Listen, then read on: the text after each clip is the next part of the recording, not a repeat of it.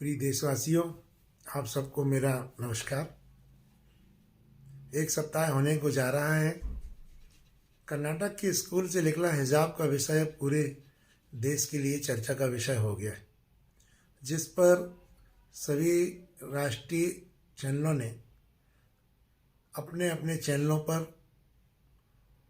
उस पर परिचर्चा की। और उस परिचर्चा में जो भी वक्ता प्रवक्ता लोग आए, उन्होंने तर्क के साथ अपनी बातों को रखा। इसी बीच राष्ट्रीय चैनलों ने महिलाओं को भी आमंत्रित कर लिया, बच्चियों को भी आमंत्रित कर लिया, उनसे भी बात की। धर्म से संबंधित भी बात हुई। कुछ लोगों ने संवैधानिक नियमों की भी बात की और कुछ लोगों ने कुरान शरीफ की आयतों से कोई भी लेके विस्तार से समझाने और समझने की बात की। इन्हीं सब बातों को लेके मन में एक बात जरूर आई कि इस पे आखिर कुछ हमें भी आपस में चर्चा कर लेनी चाहिए, क्योंकि न जाने ऐसा मुझे क्यों लगता है कि कुछ जो मूल बात है उसकी, उन मूल बातों को छोड़ दिया गया है और सिर्फ हिजाब को एक नफरत की राजनीति की ओर मोड़ के उसका राजनीतिक लाभ लेने की कोशिश कुछ लोगों के द्वारा की गई, जो स्पष्ट दिखाई देता है। चलो, मैं ये बात माना कि स्कूलों का एक ड्रेस कोड होता है, उसका नियम होता है और उस ड्रेस कोड का पालन सभी छात्र छात्राओं को करना पड़ता है। तो सबसे पहले बात तो ये आती है कि यदि मान लीजिए स्कूल में ड्रेस कोड में हिजाब नहीं था और अगर बच्चियां जिस दिन शुरुआत दिन ही अगर वहाँ पर पहन के गई हैं, तो स्कूल के मैनेजमेंट को उसी दिन उस पर अपनी आपत्ति दर्ज करा देना थी और उन बच्चों को समझा देना था। अगर वो नहीं मान रहे थे तो आपके ऊपर शिक्षा संचालक होते हैं, शिक्षा संचालक के साथ जिले के कलेक्टर होते हैं, जिला अध्यक्ष होते हैं, जिनसे ये बात यदि की जाती तो इसका एक हल निकल जाता। और जिस प्रकार से आज पूरे देश में ये एक गंदगी का माहौल, नफरत का माहौल फैलाया गया, तो मुझे लगता है देश इससे बच जाता। उसका विरोध भी हुआ तो विरोध किनके द्वारा हुआ, ये बात समझने की बात है, जो मूल बात है। अगर बच्चियों ने हिजाब पहन रखा था और दूसरे गैर मुस्लिम बच्चों को कोई आपत्ति थी, तो उनको चाहिए था कि अपने स्कूल के प्रिंसिपल से बात करते, उस पर शिकायत दर्ज कराते। अगर विरोधी करना था तो फिर उसमें जिस स्कूल में आपने भी देखा होगा ये घटना घटी है और जहाँ पर मुस्लिम बच्चियों का विरोध किया है, तो वहाँ पे अगर को एजुकेशन रहा है, मान लो वहाँ पे लड़के और लड़कियाँ साथ पढ़ रहे थे, तो वहाँ सिर्फ कोई मुस्लिम लड़कियाँ पर नहीं साथ पढ़ रही होंगी, गैर मुस्लिम लड़कियाँ भी साथ पढ़ रही होंगी। तो अगर ये विरोध था, तो हमने ये देखा है आप सोशल मीडिया में कि उसमें सिर्फ कुछ लड़के विरोध कर रहे थे। अगर उनके साथ वो बच्चियाँ भी होती तो सारी बात समझ में आती कि विरोध जो है जायज़ है। अगर उन बच्चों को विरोध भी करना था, लड़कों को, तो इसका एक तरीका ये भी था कि वो भी ड्रेस कोड का पालन ना करते, कोई भी अपने रंग बिरंगे अपने कपड़े पहन के आ जाते, जो स्कूल की ड्रेस है उसको नहीं पहनते। और जब आपके स्कूल या जो भी मैनेजमेंट या टीचर्स हैं यदि पूछते कि ऐसा क्यों कर रहे थे, तो आप इस बात को बोल सकते थे कि इन्होंने हिजाब पहन के रखा, इन्होंने ड्रेस कोड का पालन नहीं किया, इसलिए हम भी नहीं कर रहे हैं।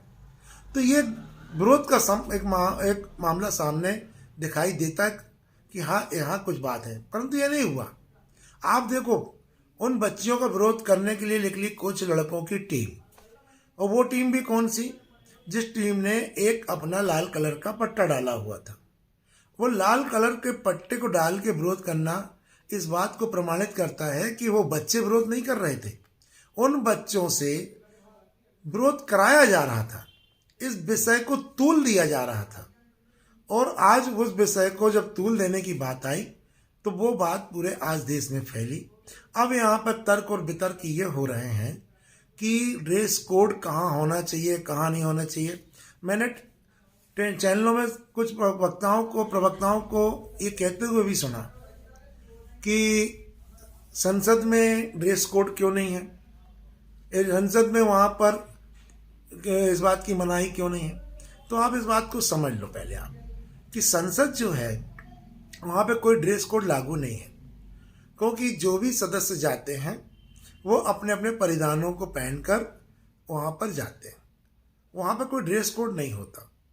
यही स्थितियाँ स्कूलों से हटके कुछ दूसरी जगह है। सजाद पूना वाले बोल रहे थे कि अगर मदरसा में कोई बच्ची जीन्स और टी शर्ट पहन के जाए तो क्या वहाँ के मौलाना उन्हें उस बात पे लागू करेंगे? तो इस बात पे मेरा जब मैं उनसे ये कहना चाहता हूँ कि हर चीज़ का एक समय एक अलग अलग नियम और कायदे कानून होते हैं। जिस प्रकार से आप मदरसा में कह रहे हो कि वहाँ पे क्या बच्चियाँ जीन्स टी शर्ट पहन के जा सकती हैं, तो ये अलग चीज़ है, क्योंकि मदरसा में जो पढ़ाई होती है वो पढ़ाई शिक्षा से अलग है, वो धार्मिकता की पढ़ाई है। ठीक वैसे ही जैसे हिंदू समाज में संस्कृत विद्यालय होते हैं जहाँ पर हमारे ब्राह्मण पढ़ने जाते हैं, ब्राह्मण बच्चे पढ़ने जाते हैं, और उन संस्कृत विद्यालयों में उनका जो ड्रेस कोड होता है वो वहाँ पर कोड है। वहाँ पर कोई पैंट शर्ट या जीन्स पहन करके वहाँ बच्चे नहीं जा सकते। वहाँ जाएंगे तो धोती होगी, कुर्ता होगा, जनेऊ होना जरूरी है, चोटी बालों में होना जरूरी है। तो ये वहाँ का ड्रेस कोड है। अगर वही बच्चा अगर स्कूल में पढ़ने आएगा तो उसको पैंट शर्ट पहनने की अनुमति मिल जाती है। ये जरूर है कि कलर का फर्क जरूर रहता है। तो ये जो सब चीज़ें हैं सब जगह की अलग अलग हैं, हर चीज़ को हर जगह लागू नहीं किया सकता। कुछ लोगों ने बोला कि सिक्कों को पगड़ी बांधने के लिए बच्चों को क्यों अनुमति है? हाँ, स्कूल में है, इसलिए है कि वो ड्रेस जो है, ड्रेस कोड जो है वो हमारे पैंट शर्ट से है, बच्चियों के सलवार सूट या उनके वस्त्रों से है, जूड़ा से नहीं है कि भैया कि कौन पगड़ी पहन के आएगा, किस कलर की पहन के आएगा, ये नहीं है। हमने तो इस बात को भी देखा पहले कि जब हम स्कूल जाते थे तो हमारी ड्रेसेस स्कूल की होती थी जिस कलर की होती थी, परंतु ठंडी के 2 महीने जब ठंड पड़ती थी तो हमारे जो गर्म कपड़े होते थे वो अलग अलग कलर के होते थे। उस समय उस बात की छूट मिल जाती थी कि वो 2 महीने जो है ठंड के समय कोई भी स्वेटर कलर की या कोट या और भी गर्म कपड़े पहन सकते। बल्कि आज के दौर में कुछ स्कूलों में, प्राइवेट स्कूलों में हम देख रहे हैं कि उसके लिए भी उन्होंने कलर निर्धारित कर दिया है और उसकी बनावट को निर्धारित कर दिया। समय समय पे ऐसी चीज़ें होती रही हैं। मेरा आपसे सबसे यही कहना है कि हमें बहुत सी चीज़ों को समझने की ज़रूरत है। इसमें जिन्होंने ये नफ़रत फैलाने के काम किया है और उन्होंने पूरी चुस्त चालाकी से उन बच्चों को भ्रमित करने का काम किया, उन्हें बाकायदा लाल दुपट्टा दिया गया है और लाल दुपट्टा दे के विरोध कराया गया है। मतलब वो विरोध बच्चों से नहीं था, वो विरोध किसी एक धर्म का दूसरे धर्म को प्रदर्शित करने का विरोध था। इस बात की मूल बात को हमें समझना होगा और फिर उसी बात को लेके एक विषय बनाया गया और पूरे देश में उसको किया गया। मतलब आपके बीच में ये नफरत फैलती रहे और हमें राजनीतिक लाभ मिलता रहे, इस बात का ख्याल पूरा रखा गया है। और आखिर वो जो बच्चे वहाँ पर पढ़ाई कर रहे थे वो जान रहे थे, मैं जानता हूँ, हम भी आप भी सभी इसी उम्र से निकले हैं और हमने वहाँ पढ़ाई की है। आप सोचें और विचार करें कि जब हम उस उम्र में थे और स्कूल पढ़ रहे थे तो क्या कभी हमारे मन में ये बात आई थी कि यहाँ पर कौन किस धर्म का है, किस जाति का है, कौन क्या पहन रहा है, कौन क्या खा रहा है। बल्कि और हमें इस बात की याद आती है कि अगर एक दूसरे के टिफ़िन आते थे तो हम ये देखते थे कि किसकी मम्मी ने, किसकी अम्मी ने क्या क्या बनाया है, कैसा बनाया है, और हम उस खाने को अपना आदान प्रदान करते थे। और उसको एक हरकत भी समझ लीजिए, शरारत भी समझ लीजिए। कई बार तो हम एक दूसरे का टिफ़िन भी और उसको चीज़ें चुरा के भी अपन लोग खा जाते थे।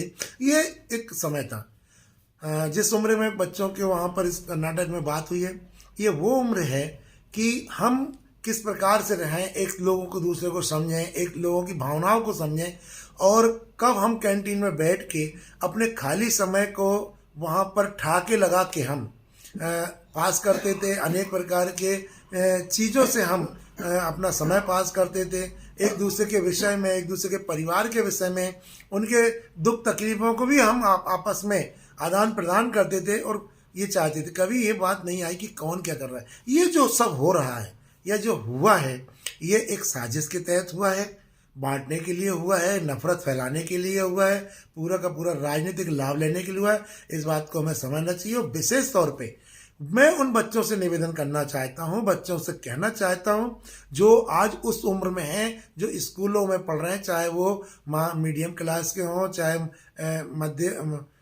हाई स्कूल के हों, उन सबको ये समझना चाहिए कि ये समय नफरत फैलाने का नहीं है। जो भी लोग आप लोगों को बरगला रहे हैं वो अपने स्वार्थ के पीछे बरगला रहे हैं, और ना भी आप लोगों की वो उम्र है कि आप लोग इस प्रकार की कोई लड़ाई में सम्मिलित हों और देश भावना रखें।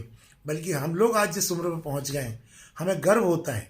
आज भी 40-40, 50-50, 40-40, 45-45 साल पूर्व के जब हमारे कभी स्कूल के साथी मिल जाते हैं, वो किसी भी धर्म में हम लोग का उतना ही स्नेह और प्यार एक दूसरे से होता है, और एक दूसरे से हम लोग उतनी लगाव रखते हैं। अरे वो तो छोड़ो, अगर उनके बच्चे कभी आ जाते हैं और ये कहते हैं कि हम उनके बेटे हैं जो आपके साथ स्कूल में पढ़े हैं, तो भी हमारा प्रेम भाव एक परिवार के सदस्य के रूप में, भतीजों के रूप में या भतीजियों के रूप में उनसे रहता है। और ये शायद यही है कि एक अच्छा भारत इसी से बनाया जा सकता है। आप ऐसी नफरत की राजनीति में न पड़ें, मेरी आप सबसे अपील है। इसी के साथ जय हिंद, जय भारत, धन्यवाद।